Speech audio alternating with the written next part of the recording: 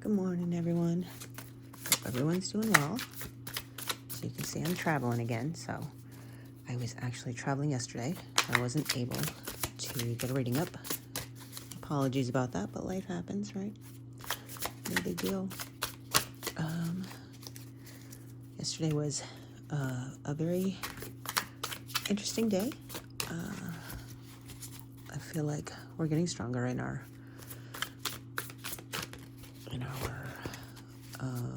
faith, in our belief that everything is going according to plan. God's plan, right? Not our plan. Sometimes they coincide. Here we go. Hierophant. And Seven of Cups. So we're still kind of checking things out and going within. I feel like we are being more playful. We're taking life a little less seriously, which I think is what we're meant to do right now. Excuse me, I need a coffee. I know yesterday while we were traveling, I tried to make it as fun as possible, and not make it a chore, right? We talked about words before, and I think we're starting to realize that it's truly perspective. The trip didn't feel nearly as long as it normally does, and I had a lot of fun. I stopped and saw a few things along the way and had a good time with relatives and family, and I wasn't watching the clock. I wasn't concerned about where I needed to be at what time. I knew that where I was and with whom I was exactly where I needed to be. And offering support and friendship and fun to those people I was with was my job yesterday. And by job, I don't mean it was something that I had to do that I got paid for, right? I mean, it was truly my soul's job, my spirit's job, to be with those people at that time. And even if it was just to remind them how much they're loved, or for them to remind me how much I'm loved, that was what yesterday was for me. And then, I got to where I was going and dug my heels in and got done what I needed to get done. So, taking the steps one at a time. Steps in my everyday life, as well as steps in my spiritual life. And starting to see that one affects the other and having fun with it. Watching things unfold, watching things happen the way they were meant to happen, and noticing it. Noticing that it was divinely guided. Noticing that everything that happens is for a specific reason. To Seven of Cups. So now we're still seemingly faced with this decision. Not seemingly, we are faced with decisions, right? Every day is a choice. We have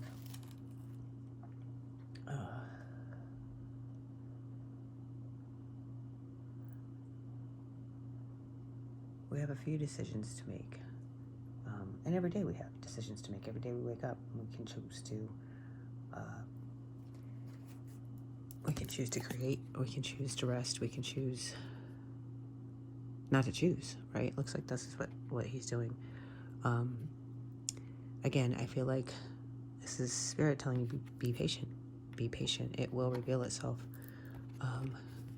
This one revealed water. This revealed the ladder. This revealed the snake. Eventually, all the choices become clearer and they become easier to make. So be patient and have fun while you're waiting, right? Let the choices present themselves. Don't try to control it. Don't try to analyze it, because it's definitely not going to be an analytical decision to be made. It's going to be one that you make with your heart. It's going to be one that you make with spirit, with God, with your soul. It's not going to be... I love it, guys. We got the sun in the upright again. This is joy. It's pure bliss. It's happiness. It is what we all aspire to, right? It's what we all want to have happen. It's all of our dreams come true. It is truly connected with God and spirit and source, and that magnetizing. And I never noticed that her necklace was being drawn up into the sun. She's being pulled to her happiness. The more she thinks about her happiness, the more she's given of happiness. It's really hard when you get started in all of this to realize that it's all cyclical, right? It's all, one affects the other. And you have to feel it before you can have it. You have to feel the feeling of being loved before you can give in or receive love. Because it all starts with you. If you don't love yourself, nobody else can love you. They're going to treat you the way you treat yourself, right? That's too many. So believe in the miracles, right? Because you are the miracle. And it's really, really hard to feel that feeling before you get the thing. But once you do, it's momentum, and it gets better and better. And the better it gets, the better it gets. And it's not to say that you're not going to have hard times. But what do you perceive as hard times now versus then? What do you perceive as challenges now versus then? Your whole perception changes, and it doesn't matter because you see things the way they are and not the way you are taught. To the Queen of Wands, which this is literally, she's the, I call her the crazy old grandma. I literally, she's mature. She knows, she's learned that she has the magic within her. She's protected by proper boundaries, right? She's feisty. I just see feisty in here, right? She knows she won. She's raising her hand and she's like, yep, that's me. I got this. No worries. She's having a ball. She's totally happy. Look at all these people, except for the decision guy. Completely happy. So she's mastered it. She's completely assured herself that she's creating everything. And she can do it. And now she's going to have some fun with it. So what are you guys going to do? What are you going to have fun with? What are you going to create today? King of Pentacles. Ooh. Those opportunities are going to show. They are going to show. So our old man, our king, and again, I love this deck. He's not telling everybody he's a king because he doesn't need to. But he's practical, right? He's going to take the resources that he has and he's going to use them wisely. He's got a library behind him of knowledge. He's got all the resources within him with a little bit of fairy dust sprinkled on top for good luck. And his wolf is there. You know what? I don't often do this, but we're going to look up wolf. I love this book. I tend to draw on it quite often. So our wolf, where are you, wolf? Characteristics and behaviors that no longer serve your spiritual purpose are being culled from your consciousness. Make cooperation a priority over competition. We're going to do teamwork, guys, instead of me versus you. It's going to be me and you, right? Valuable insights, ideas, new teachings are coming your way, so pay close attention. It's important to maintain your self-esteem and integrity and deeply trust your inner knowing, even when you feel misunderstood or misaligned. You're being spiritually and psychically protected at all times, so there's really no need to fear. So that's what the wolf is telling us, right? He's saying, accept the changes. See things from a different perspective. Take the knowledge you're being given and use it, because I'm going to protect you. Don't worry about what other people are doing, what other people are trying to do to you. I got your back. And now that we're actually recognizing and using those resources, I feel like, the money's just it's going to come. And I'm not saying to be irresponsible. I'm not saying go out and spend all your money because you're getting more tomorrow. What I'm saying is your resources are not just money. And when you realize that and you can balance things out, which it looks like we are, everything just works. right? So our outcome for this is the King of Wands and the Ten of Wands. So we got two kings back to back. Our King of Wands, again, he's got strength in the background. He knows that's there, right? He's creating, and he's the leader. He's the top guy. He's very courageous. Now you've got two kings back to back with a queen. I mean, I don't know, guys. I don't know. Maybe you decide not to decide, because you got two major arcana and three major court cards to the Ten of Wands at the end, which the Ten of Wands this is being exhausted, right? This is too much responsibility. This is doing it all on your own. And I think what Spirit's saying here is, yes, you've come a long way, and you've done all the work, and you're happy, and you're creating, and you're leading, and you're teaching, and you're doing everything you have to do. But you know what? You are exhausted. Take care of yourself. Take a personal day. Take a day for you. Ask for help. Call on those that call on you, and know that they will be there for you, right? I'll be there for you. They'll give you strength. They'll give you protection. They'll give you whatever resources you need will be there. But you have to ask, guys. You gotta ask. I know a lot of times it's hard for us to ask for help. Well, for me anyway. And we have to remember to ask, because people aren't just gonna know. You can't expect people to read your mind. You can't get mad at them when they don't realize you need something and you haven't asked for it, and they didn't recognize it. You have spent your whole life, if you're anything like me, looking for people who need help, because you know what it's like to not be able to ask for it. The thing is, not everybody's like that. And balanced, healthy, mentally healthy people don't spend their lives looking for people to help or people to fix. It's not their job, and they know that. They wait to be asked because it's a boundary, right? When you insist on helping people or giving too much of yourself, that is from a lack of boundaries. You gotta let people learn their own lessons. You gotta let people do it on their own. And now that we know how to set those boundaries, we can't expect people to cross them and get mad at them for them. We have to ask them for the help that we need so that they can help us. And then we get to decide how much help they give or don't give, or what we ask for, right? It keeps us in control of our reality, of our world. And that's ultimately what it's come down to, right? We haven't had control for so long, or so we think, when in fact we had it the whole time. We were just in the wrong cycle of codependence and or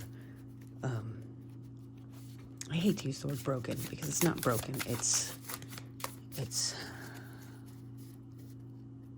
I'm going to come up with another word for broken. I don't like that word, because it's just being aware of what your shortcomings are and being able to admit them. So our advice is not advice, actually. Sorry, guys, because I didn't even call it out before I asked for it. The end of our reading is the world. Another cycle coming to an end. You are leveling up very fast now. You're learning lessons quickly. Things are just going according to plan. And we're finally on the upswing of it all. So cycle's coming to an end. She's very balanced on that, isn't she? And I think what Spirit's saying here is walk a fine line. You can get very arrogant about this. I never look at the bottom, but it just jumped out at me. 3 of Pentacles. We're walking a fine line with ending these cycles. When we end them, we can start them all over again and not even know we're doing it. right? And then next thing you know, we're right back where we started. And because it's habit, it's comfortable, it's what's kept us safe our whole lives, right? Or so we thought. We can choose to be, repeating cycles where we know how bad it can get, we know we can survive. Or we can choose that new level and take a chance of not knowing how bad it can get. But here's the thing, guys. We don't know how good it can get either. So focus on that part, right? Use your mature energies. Use your creation energy. You got all these wands. Wands is creation and destruction. You're creating your own world. Remember that. Remember that. The Three of Pentacles is skill. It's quality craftsmanship. It's family. Helping each other. Everybody's doing their part. And everybody's doing what they're good at. I still think it's weird she has no hand. I just have to point that out. This is the bottom of the deck, so it is usually for me what you don't see coming, what you don't realize.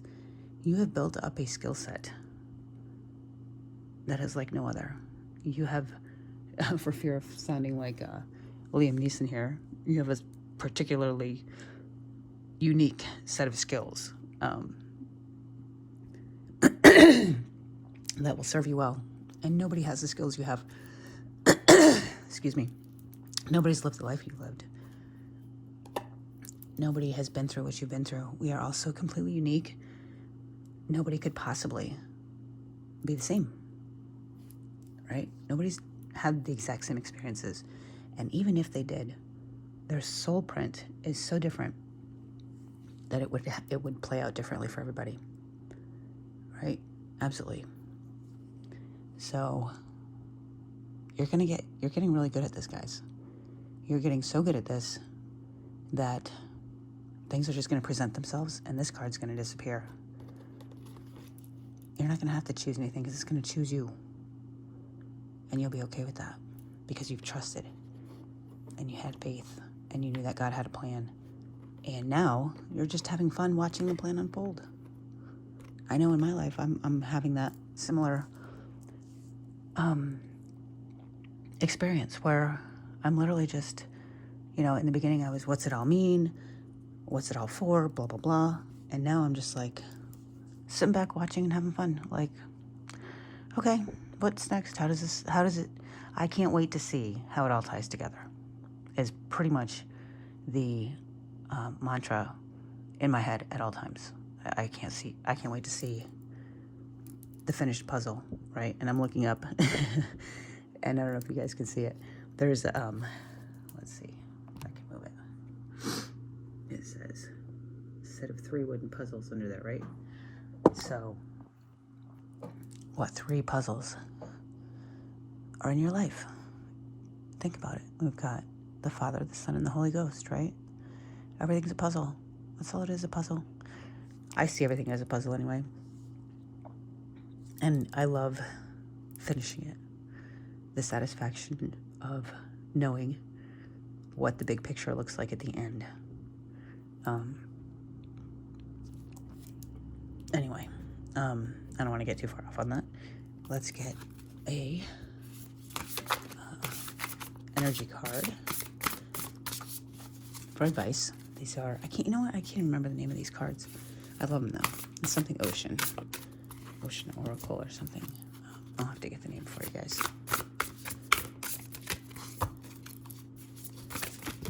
And that is our advice. Here we go. Push to the surface. You may become complacent. You might be stalling or in need of a new surge of energy. Become aware of the dynamics of your life. So we know how things are coming together, but we've leveled up. We've learned a lot of lessons. And we now understand why we were being faced with the things we're being faced with. I think what God is saying here is be careful and recognize those lessons when they present themselves again, because they will present themselves again in different form, right? Make sure you're not being complacent. Be aware. Always be aware. or you run the risk of repeating those cycles, repeating those lessons. Thank God for the lesson. Literally, be grateful. Show your gratitude. Give him proper respect for the lesson. Tell him thank you, but no more. I'm done with that one now. Let's move on. And facing your fears, which is number 46, which when you reduce it comes to 10, end of a cycle, right? Look for ways to strengthen your connection to the universe and others. Stay peaceful and calm in the knowing of who you are. This fish is so unique. Some might call him ugly. Some might call her beautiful. Some might call him him. Some might call him her.